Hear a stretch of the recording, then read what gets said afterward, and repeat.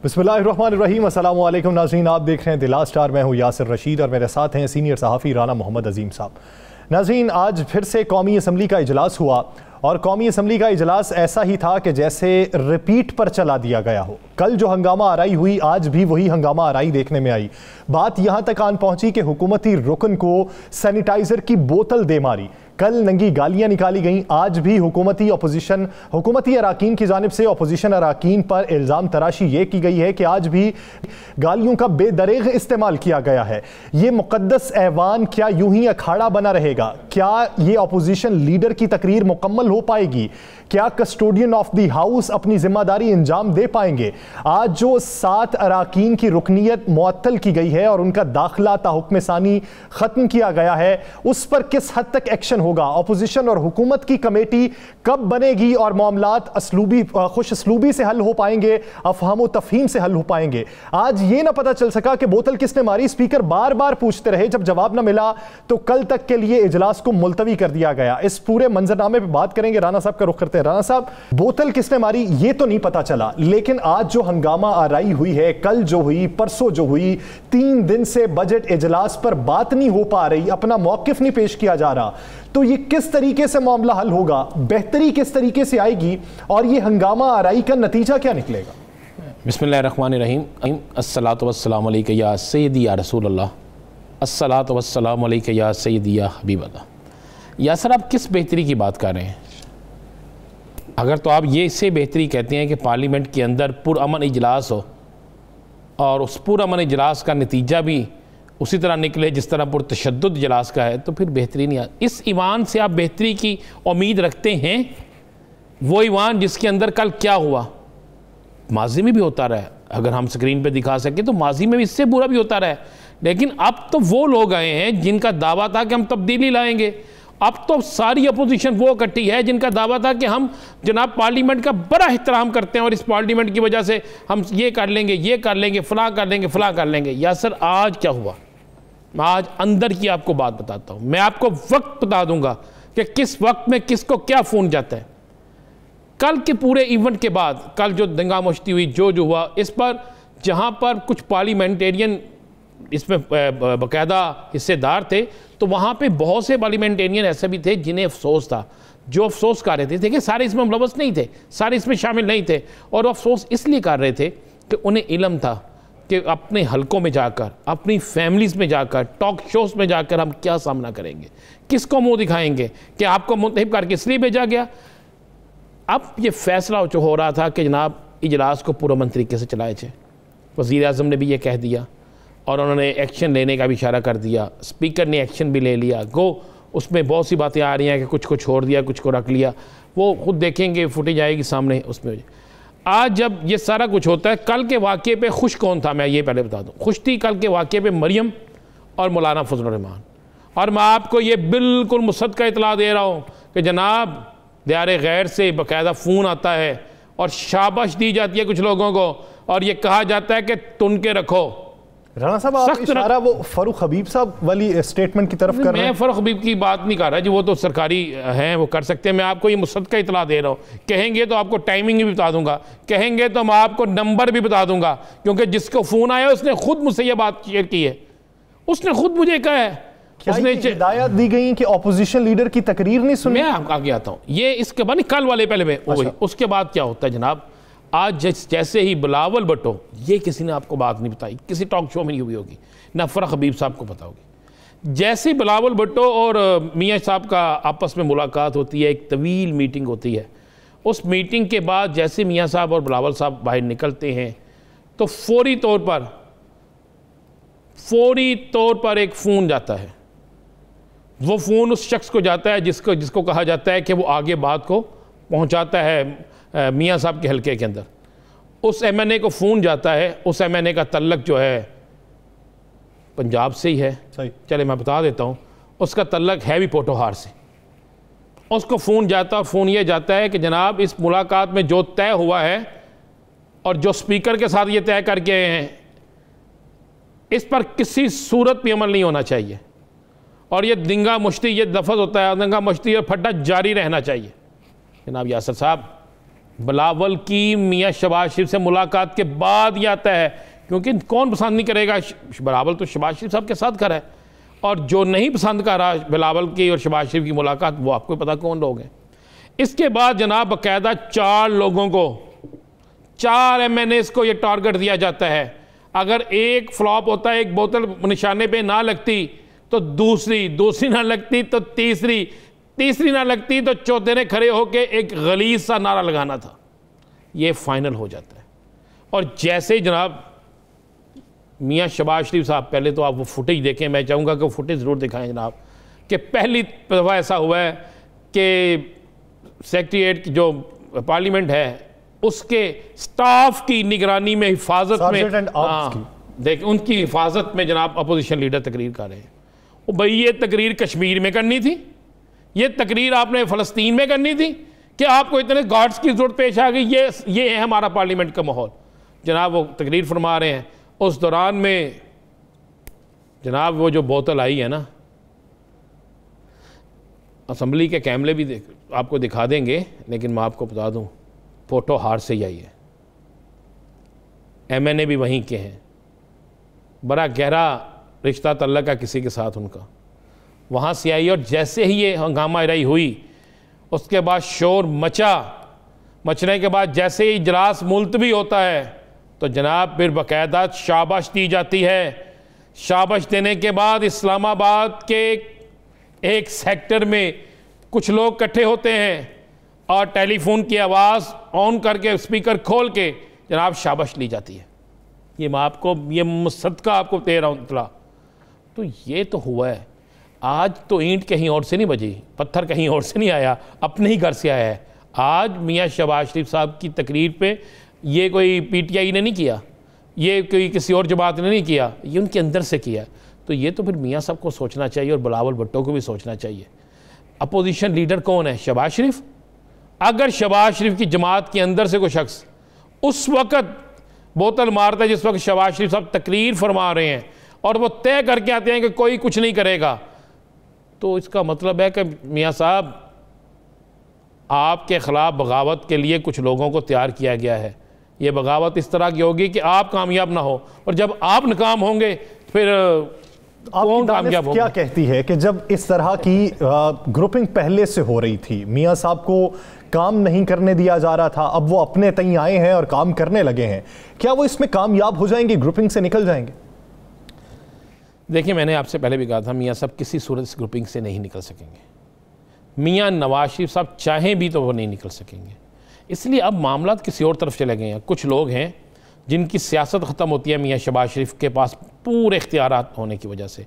शहबाज शरीफ के शहबाज शरीफ के कामयाब होने से कुछ लोगों की मुस्लिम लीग नून के अंदर सियासत ख़त्म होती है, तो वो अपनी सियासत ख़त्म नहीं होने देते। मेरा इशारा मियाँ शहबाज शरीफ साहब की तरफ है कि अगर वो कोशिश करते हैं और वो इस हिसाब से निकलने की कोशिश करते हैं, क्या निकलने में कामयाब हो जाएंगे? नहीं होंगे, बिल्कुल नहीं होंगे। यानी दूसरी तरफ से भी चाहा जाए तो नहीं हो सकते, इस तरफ से भी निकलने की कोशिश की जाए तो ये कहें कि मियाँ शहबाज शरीफ साहब मियाँ नवाज शरीफ साहब को छोड़ दें और बिल्कुल अलहदा हो जाएं, और इस ग्रुप को जो दूसरा ग्रुप है जिसे जो नवाज शरीफ का ग्रुप है उसको भी छोड़ दें, तो ऐसा मुमकिन नहीं है। मियाँ शहबाज शरीफ साहब कोशिश कर रहे हैं, उनको मना लें।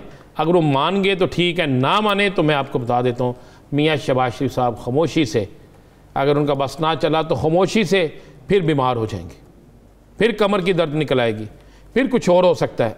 अगर आप ये कहें कि ऐसा नहीं, तो मुमकिन नहीं है। ये मैं बिल्कुल आपको मुसद्दका इतला दे रहा हूँ। और आज मियाँ शहबाज शरीफ के एक इंतहाई करीबी साथी जो कौमी असम्बली में बड़ी अहम अपोजिशन की तरफ से अहम ओहदे पर फाइज भी हैं, मेरी जब उनसे बात हुई तो उन्होंने कहा, यार आज हमारे साथ वही हुआ है जो PDM के इजलास के बाद शाहिद हकान अब्बासी ने किया था। ये मैं आपको कह, उसने कहा आज भी हमारे साथ वही हुआ है। उस वक्त भी हमारा ही मसाइल हमें आगे लगा और आज भी हमारा ही मसाइल हमें लगा। ये अनगाइडेड मिसाइल है कौन? मैंने आपको बता दिया है, तल्लक उसका पिंडी डिवीज़न से है। मैं बिल्कुल आपको मुसद्दका इतला दे रहा हूं। ये किसी के लिए अनगाइडेड हो सकता है, लेकिन वो बाकायदा तौर पे प्लांटेड गाइडेड मिसाइल है। प्लांटेड, मुझे एक बात बताए हैं भाई, किसी ने वैसे ही करना है, वो खड़ा होकर नारा लगा देगा वज़ीर आज़म के खिलाफ, वो खड़ा होकर नारा लगा देगा वज़ीर ख़ज़ाना के खिलाफ, वो खड़ा होकर नारा लगा देगा किसी और के खिलाफ। बाकायदा एक बोतल पकड़ना, बोतल पकड़ के फेंकना, चाहे वो सैनिटाइजर की बोतल है, और जाके किसी को लगना और उसके बाद एकदम काँप देगा, कहका पे बजना और खामोशी हो जानी। भाई अपोजिशन का जो शख्स सरेआम ये काम करता है, फिर वो सामने आता है नंबर बनाने के लिए, और जो खुफिया तौर पर छुप के करता है वो किसी की हदायत पे करता है, और किसकी हदायत पे करता है आप समझ सकते हैं। सही। यानी अब आगे बढ़ते हैं और फिर बात कर लेते हैं अब पंजाब असेंबली के भी हवाले से। असेंबली में जो इस वक्त एपिसोड चल रहा है, क्या इसका एक्शन रीप्ले आप पंजाब असेंबली में भी देखते हैं? पंजाब असेंबली में ऐसी हंगामा आराई होगी या पंजाब असेंबली में सूरत हाल कुछ मुख्तलिफ हो सकती है? देखिए, मेरी इत्तला के मुताबिक पंजाब असेंबली के अंदर भी मुस्लिम लीग नून का एक ग्रुप जो है उससे ये हदायत मिल चुकी हैं, जबकि हमजा शहबाज शरीफ ये किसी सूरत नहीं चाहते।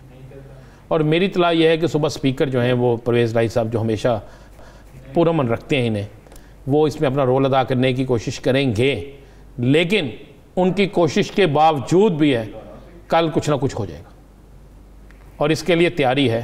3 ख़वातीन ने कल देख लीजिएगा, 3 ख़वातीन और कुछ अरकान जो मर्द हैं इनको तैयार किया गया है कि आपने कल खूब शोर डालना है, और हो सके तो किसी को जूता पड़ जाए, हो सके किसी पे चूड़ियाँ फेंक दें, हो सके किसी पे कोई और चीज़ फेंक दें। यहाँ तक प्रोग्राम बन चुका है।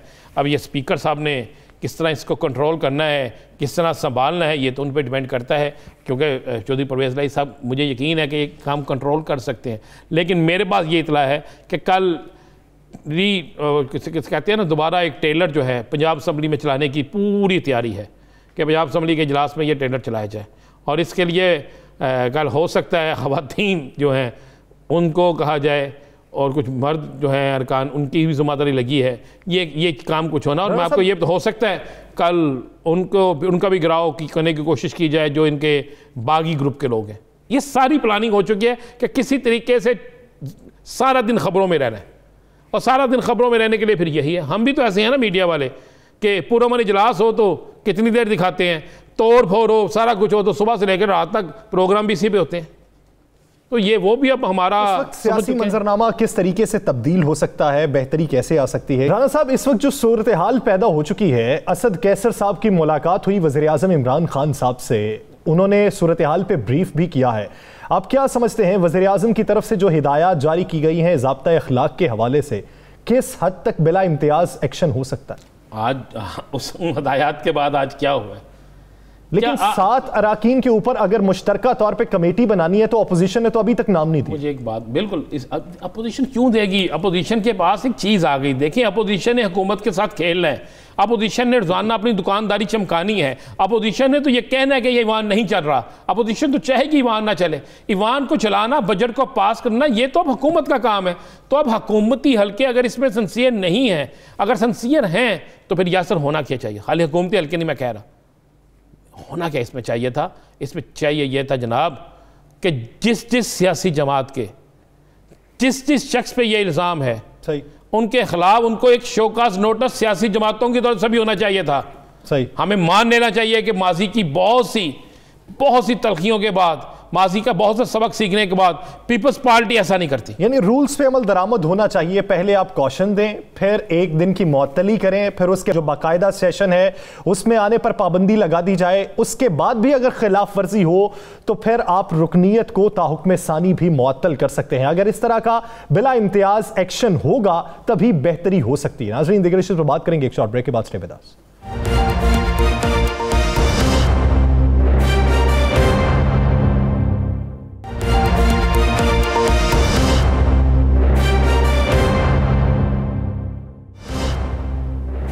Welcome back. नाज़रीन, अपोजिशन का जो मौक़िफ़ है कि स्पीकर कौमी असम्बली असद कैसर साहब ऐवान में हंगामा आराई रोकने में नाकाम रहे, बल्कि इश्तियाल अंगेज़ी दिलाने में उनका भी किरदार शामिल है। तहरीके अदम एतमाद के हवाले से भी आज अपोजिशन लीडर के चैम्बर में जो गुफ्तगू हुई है उसमें मुशावरत की गई है।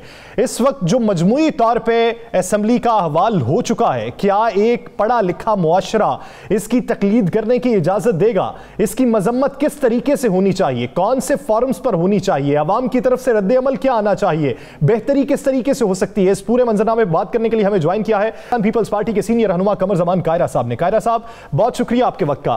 कायरा साहब, अफसोस से कहना पड़ता है कि हम जिन्हें मुंतखब करते हैं बतौर अपना नुमाइंदा कि वो हमारे बेहतरी के फैसले करेंगे, हमारे लिए कानून साजी करेंगे, उनका बोलना, उनका अंदाज, उनके जुमले, उनकी गुफ्तगू वो खुश असलूबी से होगी, लेकिन धींगा मुश्ती और अखाड़ा असेंबली को देखना, ये एक आम आवाम के जहन में तासुर किया जाता है। मैं इस पे नहीं जाऊंगा कि किसकी जानिब से इसका आगाज किया गया, लेकिन मजमूई तौर पर हम तब्दील कैसे कर सकते हैं खुद को? पहली गुजारिश तो यह है कि यकीनन आपको इस तरफ जाना चाहिए कि ये किसने छेड़ा, ताकि आप उसकी रूट काज तक जा सके। कौमी असम्बली में जो कुछ हुआ, इससे पहले भी हंगामा आराइयाँ होती रही। हमारे दौर में जब हम अपोजिशन में थे और काफ लीग की हुकूमत थी, जनरल मुशर्रफ के खिलाफ हम भी एहतजाज करते रहे और कई महीने करते रहे। हमारी गवर्नमेंट आई तो हमारे खिलाफ मुस्लिम लीग एहतजाज किया करती थी, मुस्लिम लीग की गवर्नमेंट आई तो उनके खिलाफ हम और इमरान खान साहब एहतजाज किया करते थे। तो ये एहतजाज करने का रिवाज तो कोई पुराना है, नया नहीं है, लेकिन इसकी शिद्दत जो है, इसका जो लहजा है, लबो लहजा है, वतीरा है, वो स्पॉन्टेनियस नहीं है, वो प्लान्ड है। और वो प्लान्ड क्यों है, उसकी वजूहात है, और ये कैसे रुक सकता है या इसका इलाज क्या होना चाहिए, ये भी बात अलग है, देखने की जरूरत है। मुख्तसर ये है कि ये जो कुछ हुआ एग्जैक्टली डिटो यही कुछ पीटीआई ने जो कौमी असम्बली में किया, सीटियां मारी, बींदे बैंड बजाए, वो जो बाजे थे, और फिर बुक्स जो है वो उठा उठा के लहरा लहरा के गवर्नमेंट पे फेंकी। एग्जैक्टली यही काम, यही सीटियां, यही बाजे, यही पेपर बुक्स जो थी वो उठा के सिंध असेंबली में भी फेंकी गई इसी तरह। तो ये कोई अचानक नहीं था कि किसी जगह पे कोई बात हो गई, तलखी हो गई, इट वाज प्लान्ड। दूसरी बात कि ये हुआ तो बदकिस्मती है। देखिए, कौमी असम्बली के अंदर या सूबाई असम्बलियों में जो कुछ हुआ वो सारी कौम देख रही थी, उन मेंबर्स को पता था कि ये लाइव चल रहा है, लिहाजा उन मेंबर्स ने जो गालियां भी दी, जो कुछ किया, जो धीगा मुश्तियां की, जो तमाशे किए, जो सब कुछ किया, वो उनको इल्म था। ये नहीं था कि अचानक उनसे हो गया, गलती हो गई और किसी उनको बाद में समझ आई कि ये क्या हो रहा है। उनकी जमात की तरफ से ये बाकायदा हदायतनामा है और उनके वज़रा ने उसके बाद भी कहा कि जी टिट फॉर टैट होगा, वैसे ही होगा। लिहाजा जैसे मैं पहले कहा कि सिंध में भी बिल्कुल वही हुआ जो कौमी असम्बली में हुआ, और उसके बाद भी उनके असरात यही हैं। और शाह महमूद कुरैशी, शाह शफकत महमूद, शेरी मजारी, अगर ये लोग भी इस तरह का हरकत करेंगे तो ये फिर जमात की पॉलिसी हो सकती है, ये किसी कुछ नौजवानों की हरकत नहीं हो सकती। हाँ, अब बात यह है कि इसको जो बात आप फरमा रहे थे कि लोग इनको हम भेजते हैं, जो हमारे नुमाइंदे होते हैं, कब भेजा है आपने ये देखे कि ये नुमाइंदा इस अहल है कि ये असेंबली में जा सके? कौन से हल्के के लोगों ने कभी चुना है कि इसका माजी देख के इसको आगे भेजा जाए? इसकी कौन से हल्का है पाकिस्तान में जहां अहलियत देख के वोट दिए जाते हैं, जहां पे लोगों को उनके किरदार देख के वोट दिए जाते हैं? मेरे इल्म में तो नहीं है। यहाँ तो बिरादरियां हैं, धड़े हैं, मफादात हैं, मुख्तलिफ इशूज है, मसलक है, इनकी बुनियादों पे वोट होते हैं। जानते हैं लोग हमें कि हम क्या हैं। तो क्या कायरा साहब क्या इसमें पार्टियों का कसूर नहीं है कि वैसे लोगों को जारी करती हैं जिनके माजी के मुताल्लिक मैं उस पर भी गुजारिश करता हूँ। पहली बात तो यह है कि जो जिस मुल्क के अंदर जमातें अपनी बका की लड़ाई लड़ रही हैं और उनका बार बार तोड़ा जा रहा हो, तो वो जमातें क्या करें?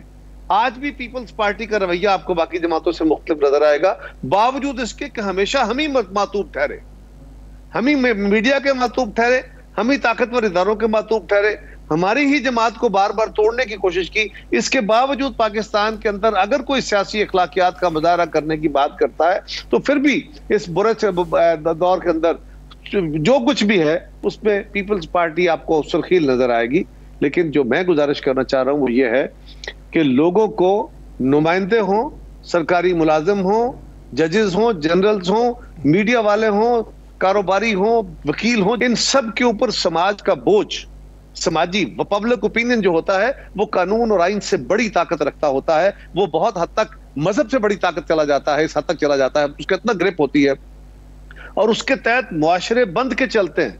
आज अगर आपको वेस्ट में नजर आ रहा है ना कि हर बंदा बड़े असलूब के साथ तहत चल रहा है, बड़े कानून के दायरे में रह के चल रहा है, जहां पे कानून का बेपनाह इख्तियार है, वहां पब्लिक अकाउंटेबिलिटी का उससे बहुत बड़ा इख्तियार है। कायरा साहब जरा आगे निकलते हैं। ये तो हो गया पीटीआई ने तो प्लानिंग की, समझ आ गई। यही एक इशू है। आप मुझे बताएं, शेर रोहिल लश्कर साहब ने आज जो बात कह दी है, एक मिनट ठहर जाइए, एक मिनट, यही इशू है, यही इशू है कि आप असल इशू को छोड़ के आगे निकल चले हैं। जब तक, मेरी बात आखिरी से सुन लीजिए, जब तक ये नहीं होगा, जब तक लोग अपने नुमाइंदों के चुनाव में ये फैसला नहीं करेंगे या उनके कंडक्ट, उनके किरदार, उनकी अहलियत, उनकी वाबस्तगियां, उनके जो रवैये हैं, उनको गेज करके वोट नहीं देंगे, जमातों को गेज नहीं करेंगे, जब तक जमातों के ऊपर ये खौफ नहीं होगा, ये प्रेशर नहीं होगा, ना मीडिया दुरुस्त होगा, ना सियासी जमातें दुरुस्त होगी, ना सियासी निजाम दुरुस्त होगा। बाकी हम बैठेंगे स्पीकर का रवैया। दहाइयों से सियासत ऐसे हो रही है, दहाइयों से आज तक इलेक्शन से एक महीना पहले सड़कें बनाई जाती हैं, नालियां बनाई जाती हैं, देगों पे, सड़कों के नाम पे, आबा के नाम पे वोट लिए जाते हैं। जब हमें मफलूकुल हाली में रखा जाएगा, फिर 1000-1500 में वोट देने को तो सभी तैयार होंगे। तो ये सोच किस तरीके से बदलेंगे? ऐसा नहीं है जी, ऐसा नहीं है, सॉरी, ये किसी हद तक है। 1000-1500 के वोट बिकने की बात नहीं है भाई, बात और है। वो चंद इलाके हैं जहां वोट बिकते हैं, वो लोकल गवर्नमेंट में जाके वोट बिकते होंगे। इस तरह कौमी असेंबली के लेवल पे जहां 5-5 लाख वोट अपने लेने हैं, वहां वोट नहीं बिका करते। उसकी और वजूहात है। जो आप फरमा रहे हैं ना कि हमारे यहाँ पिछले 20-30 साल, 40 साल से ये हो रहा है, हमारे यहाँ 70 साल से ये हो रहा है भाई। 70 साल से हम मटेरियली ग्रो कर रहे हैं, मॉरली गिर रहे हैं। फाइनेंशियली हमारे पास इख्तियार बेशुमार, वसाइल बेशुमार, घर बन गए, गाड़ियां आ गई, दफ्तर आ गए, सड़कें बन गई, सब कुछ हो गया। प्रोपोर्शनेटली हमारी तरक्की बहुत अच्छी है। लेकिन ऑन द अदर साइड, ना हमारी ब्यूरोक्रेसी वो काम कर रही है, ना जुडिशरी वो काम कर रही है, ना फौज वो काम कर रही है, ना मीडिया वो काम कर रहा है। वो जो रिस्पॉन्सिबिलिटी मीडिया के हाथ थी, वो आज वो नहीं है। आज सियासी जमातों के अंदर जो थी वो नहीं है। आज अगर फौज के अंदर थी, आज वो नहीं है। कल जो हमारी पुलिस थी, आज वो नहीं है। आज क्यों ऐसा नहीं है कि हर इदारा इन्हितात का शिकार है, हर सेक्टर इन्हितात का शिकार है? उसकी बेसिक वजह यह है कि लोगों ने, डेमोक्रेसी का जो कमाल होता है ना, वो सिर्फ कानून की ताकत से नहीं होता, उसमें पब्लिक ओपिनियन एक ताकतवर है जो कानून से ज्यादा इंपॉर्टेंट है। और जब तक आप उसको रेज नहीं करेंगे, जब तक आप उसको डेवलप नहीं करेंगे, जब तक आप बिरादरियों पे, धड़ों पे, मसलक में, इसमें बटे रहेंगे, बिल्कुल यही हालात होंगे। और ये तो बिल्कुल कायरा साहब आप दुरुस्त कह रहे हैं, बिल्कुल आप दुरुस्त कह रहे हैं कि हमें हालात को बदलने के लिए सबको अपना किरदार अदा करना होगा। कायरा साहब, जुमे के रोज अदम इत्मीनान पे वोटिंग है, आप क्या समझते हैं कि यह वक्त दुरुस्त था और समझते हैं कि अदम इत्मीनान कामयाब हो जाएगी डिप्टी स्पीकर के खिलाफ? एक तो है कि जो उम्मीद है हो सके, क्योंकि इस वक्त गवर्नमेंट के बहुत सारे लोग गवर्नमेंट से नाराज हैं, उनके इत्तेहादी उनसे नाराज हैं, तो उम्मीद की जाती है। दूसरी बात यह है कि अपोजिशन का काम यह है कि वो एहतजाज के मुख्तलिफ रंग इख्तियार करती है, डिप्टी स्पीकर के रवैये के खिलाफ और अब स्पीकर के रवैये के खिलाफ भी। इस बात से हटके कि ये कामयाब होती है नहीं, लेकिन अपोजिशन को अपना अदम इत्मीनान जाहिर करना चाहिए, उसको वोट करना चाहिए। और हुकूमत को भी इस बात की समझ आनी चाहिए। हमारे यहाँ अलमिया यह है कि यहाँ इस वक्त मौजूदा जो हुकूमत है, ये डेमोक्रेटिक माइंडेड नहीं है। उसमें भी लोग इलेक्शन के जरिए आते हैं, उसमें भी लोग मेंबर्स बनते हैं, उसके जरिए भी चुनाव के जरिए वजीर आजम या सदर बनते हैं, और फिर ग्रेजुअली वो मीडिया का गला घोंटते हैं, वो मुखालफों को जेलों में डालते हैं, वो उनके ऊपर मुल्क दुश्मनी के इल्जाम लगाते हैं, वो अदालतों का गला घोंटते हैं। वो एग्जैक्टली जो कुछ हमारे मुल्क के अंदर हो रहा है, यही कुछ होता है उसमें।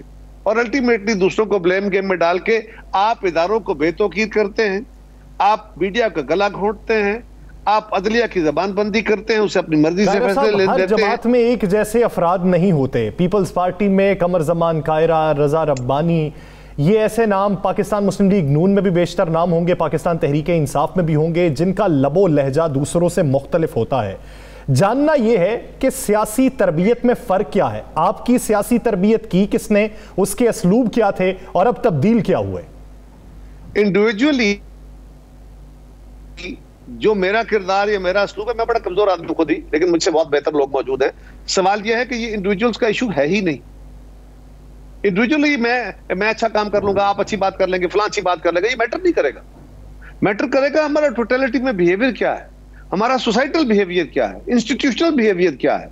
जमातों के अंदर बैठे हुए लोग या हमारी जो क्यादतें हैं जो जमातों के अंदर बैठे हैं, उनके ऊपर भी पब्लिक का दबाव होगा, पब्लिक प्रेशर होगा, तो वो अपने रवैये दुरुस्त करेंगे। वरना उनको क्या जरूरत है, उनके अपनी अंपायर्स हैं, इसी तरह नीचे जाके हमारी अपनी एम्पायर है, मीडिया की अपनी एम्पायर है, जो जुडिशरी की अपनी एक इख्तियारात है, उनके अपनी एक बात चाहते हैं।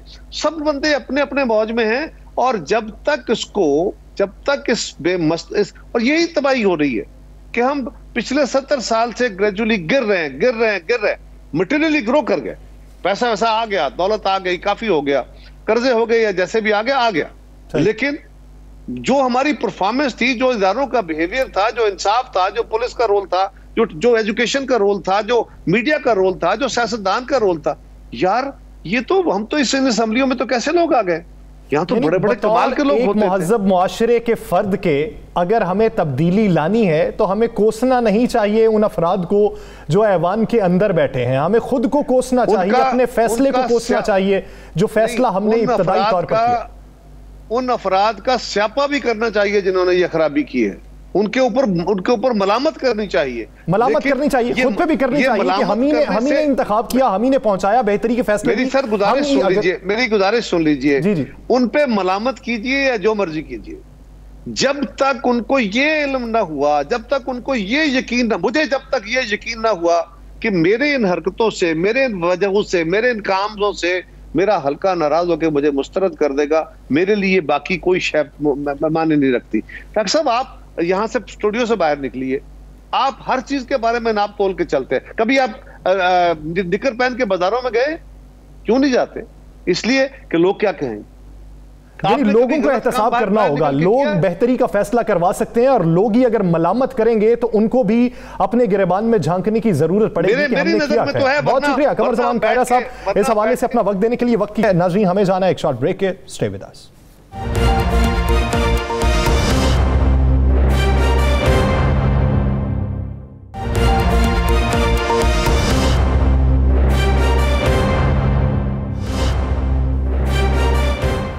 वेलकम बैक नाज़रीन। इस बजट की गहमा गहमी में हुकूमत का वो ग्रुप जो बजट में ताउन पर आमादा तो हुआ लेकिन कुछ शराइत पर आमादा हुआ। उनका ये कहना था कि तरक्याती काम हमारे रुकने नहीं चाहिए, जो आज तक गिले शिकवे रहे हैं वो दूर होने चाहिए। हमारा मुखातिब जहांगीर खान तरीन का ग्रुप है। क्या उनके बारे में जो तहकीकात हो रही थी, जो जिम्मेदारी सौंपी गई बैरिस्टर अली ज़फ़र साहब को वज़ीर आज़म इमरान खान साहब की जानिब से, वो तहकीकात में क्या अपोजिशन जो इल्ज़ाम लगा रही है कि एनआरओ दिया गया है उसमें कुछ हकाइक हैं, अगर हकाइक नहीं है तो ये रूमर्स फैले क्यों, इसका सद्देबाब क्या होगा, इसी बारे में बात करने के लिए हमें ज्वाइन किया है बैरिस्टर साहब ने। बैरिस्टर साहब बहुत शुक्रिया आपके वक्त का। बैरिस्टर साहब, अब तक जो तहकीकात हुई वो तहकीकात पार्टी की इनर इन्वेस्टिगेशन है, उसे पब्लिक आपके मुताबिक नहीं किया जाएगा, लेकिन ऑपोजिशन की जानिब से जो इल्ज़ाम लगाया जा रहा है कि आपने जो इन्वेस्टिगेशन की है वो बाकायदा तौर पर एनआरओ है, उस इल्ज़ाम में किस हद तक सदाकत है या फिर किन अल्फाज से और हकाइक से उसकी नफी करेंगे? पहले तो आपको मैं थोड़ा दुरुस्त कर दूं। जी। ये मैं कोई इन्वेस्टिगेशन नहीं कर रहा था। ये इम्प्रेशन आपका गलत है। मेरा काम सिंपली ये था कि दोनों साइड्स को सुन के तो एक रिपोर्ट दूं और हकायक जो हैं दोनों साइड्स के क्या मौक़िफ़ हैं वो प्राइम मिनिस्टर साहब को as chairman of PTI describe करूं। तो इसमें कोई एनआरओ की जो आपने कहा कि एनआरओ है या एनआरओ दिया जा रहा है या कोई अपोजिशन कह रही है, तो वो उनकी अपनी पॉलिटिकल स्टेटमेंट्स हैं, उसका मेरे से कोई ताल्लुक नहीं है। लेकिन किसी किस्म का एनआरओ किसी को नहीं मिल रहा। एफआईए अपनी तहकीकात कर रही है। एफआईए को अगर तहकीकात के बाद, इन्वेस्टिगेशन के बाद उनको नज़र आया कि कोई हकायक हैं जिसे प्रोसिक्यूशन करनी है तो वो चलान सबमिट करेंगे और प्रोसिक्यूशन होगी। तो ये और उसके अलावा आपको पता है कि सिर्फ एफआईए ही नहीं उनके खिलाफ इन्वेस्टिगेट कर रही, सीसीपी भी कर रही है कार्टलाइजेशन के बारे में, नैब कर रही है एक्सपोर्ट्स के बारे में, शुगर माफिया के इश्यूज के ऊपर, इसी तरह एफबीआर कर रही है सेल्स टैक्स के मामलात पे। तो सारी इन्वेस्टिगेशंस अपनी जगह चलेंगी और जो भी फेयर ट्रायल के मुताबिक और ड्यू प्रोसेस के मुताबिक और आइन और कानून के मुताबिक कार्रवाई है, अगर जायज़ बनती है किसी के खिलाफ भी तो वो होगी। हर इदारा आपको पता है बड़ा क्लियरली इंडिपेंडेंट है, अपनी अपनी तहकीकात करता है। बल्कि अभी रिसेंटली एक जजमेंट भी आई है हाई कोर्ट की, जिसमें यह भी कहा गया है कि FIA तक भी जब इन्वेस्टिगेशन कर रही हो तो हुकूमत का उसके साथ कोई किसी किस्म का ताल्लुक नहीं होता। तो ये पोजीशन है NRO की, जो आपकी जो अपोजिशन की आपने बात की थी उसके जवाब में। अली ज़फ़र साहब, ये बताइएगा कि अपोजिशन बड़ी तैयारी में है अदम एतमाद की तहरीक के हवाले से, और वह कहते हैं पहले डिप्टी स्पीकर के ख़िलाफ़ हम अदम एतमाद की तहरीक कामयाब कराएंगे और फिर स्पीकर के ख़िलाफ़, और उसके बाद आगे जाएंगे। ये एक दोनों तरफ से एक टेस्ट है, एक इम्तिहान है।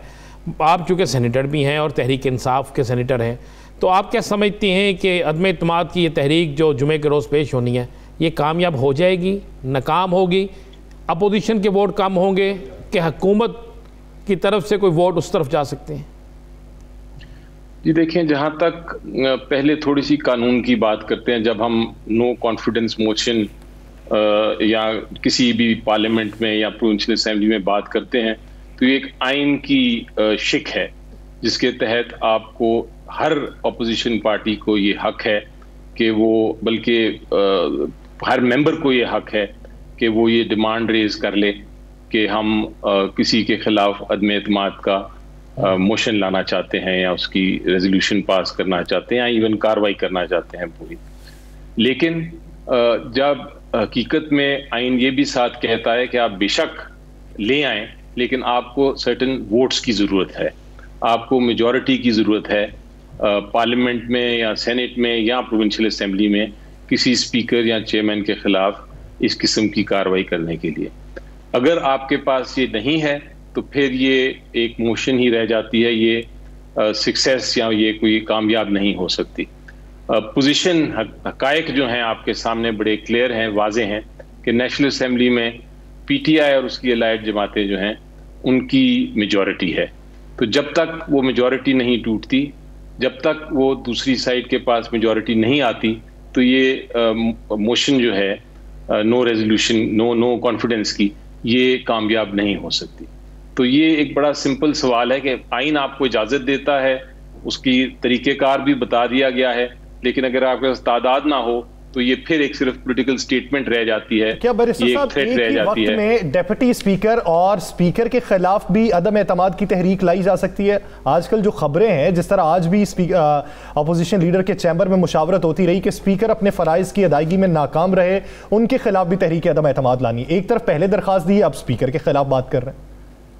ये पहले दरख्वास्त दी गई थी, दूसरी भी दे सकते हैं और एक को वापस विड्रॉ भी कर सकते हैं और एक को आगे चला भी सकते हैं। यानी एक वक्त में सिर्फ एक दरख्वास्त चल सकती?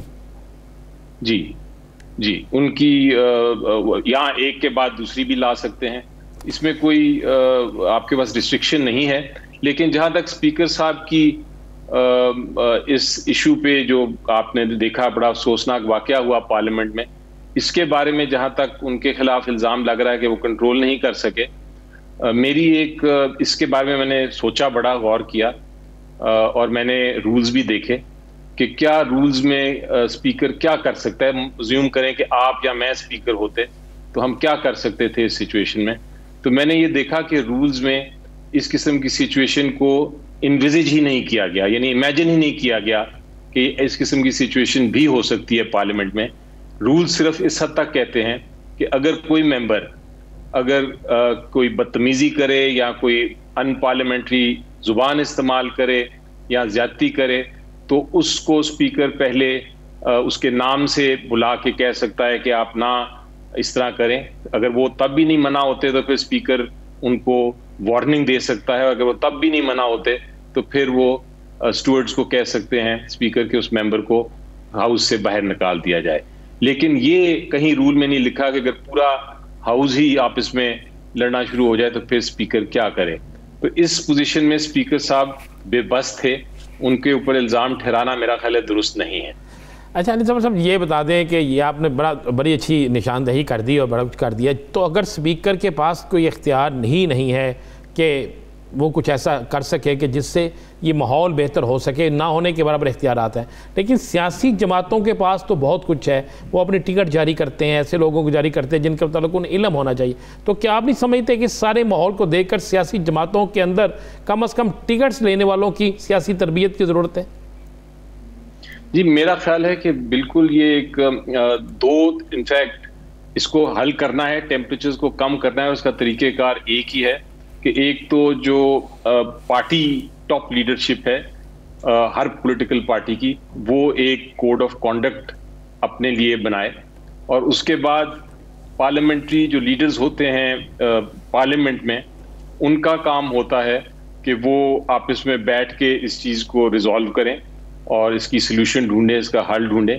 और फिर उसके बाद एक पूरा हाउस के जो सीनियर लोग होते हैं, जो सीनियर सीजन पॉलिटिशियंस हैं, वो बैठ के भी कमेटी बनाते हैं और इस चीज़ को रिजॉल्व करते हैं। एक कोड ऑफ कॉन्डक्ट अपने लिए, बेशक वो कोड ऑफ कॉन्डक्ट कानूनी ना हो, लेकिन एक तरह से आपस में बैठ के होता है।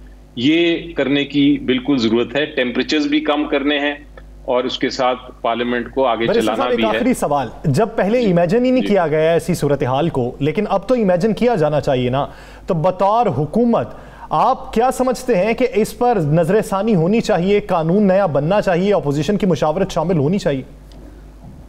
जी देखें, जो कानून है पार्लियामेंट्स का, उसमें कोई और मुदाखलत नहीं कर सकता, हुकूमत भी वो कानून नहीं बना सकती।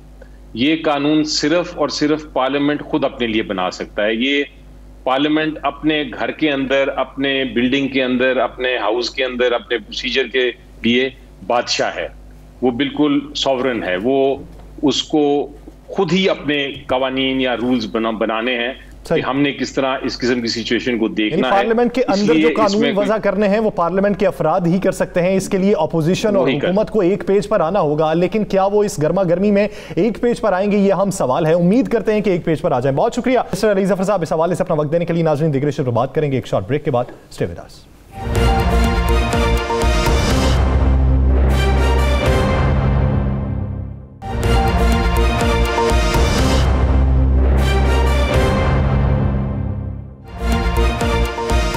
Welcome back. नाज़रीन, डिप्टी स्पीकर के खिलाफ अदम एतमाद की तहरीक और अब सोच बचार स्पीकर के खिलाफ अदम एतमाद की तहरीक के हवाले से अपोजिशन क्या दो धड़ों में बटी हुई है या मुत्तहिद है? अगर मुत्तहिद है तो शाहिद खाकान अब्बासी साहब भी मौजूद क्यों नहीं होते? मियाँ शहबाज शरीफ साहब और बिलावल भुट्टो साहब के साथ होने वाली मुलाकात में ये एक अहम सवाल है।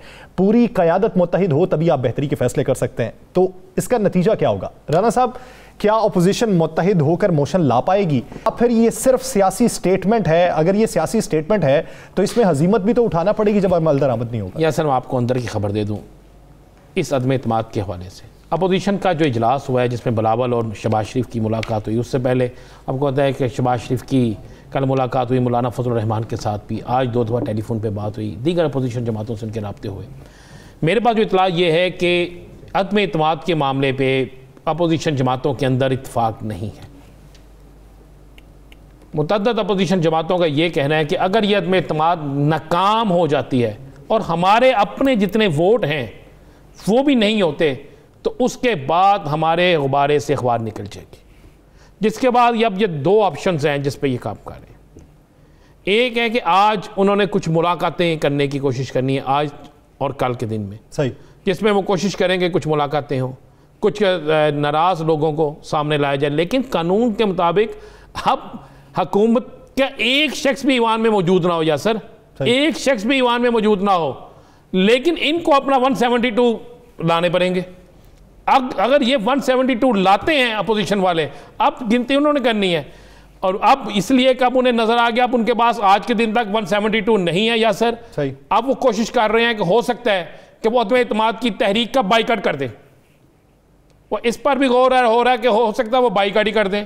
हो सकता है उस दिन वो वहां पे सिर्फ जाके अंदर हुकूमत पर तनकीद करें और कहें कि हमारे कुछ लोगों को रोक लिया गया, हुकूमत के अंदर फलाह हो गया। इन 2 ऑप्शन पर गौर हो रहा है। ये उन्हें इल्म हो चुका है कि अदम एतमाद कामयाब नहीं है। नंबर गेम्स पूरे नहीं है। राना साहब, आपने कानून का जिक्र किया है। दुनिया भर की जो असेंबलीज हैं वहां पर तशद्दुद ज़दा वाक़यात भी रिपोर्ट होते रहे, एक दूसरे को आप धींगा मुश्ती का शिकार भी बनाते रहे। यूरोपियन पार्लियामेंट के अंदर भी होता रहा, मनाज़िर टेलीविजन स्क्रीन पर हैं।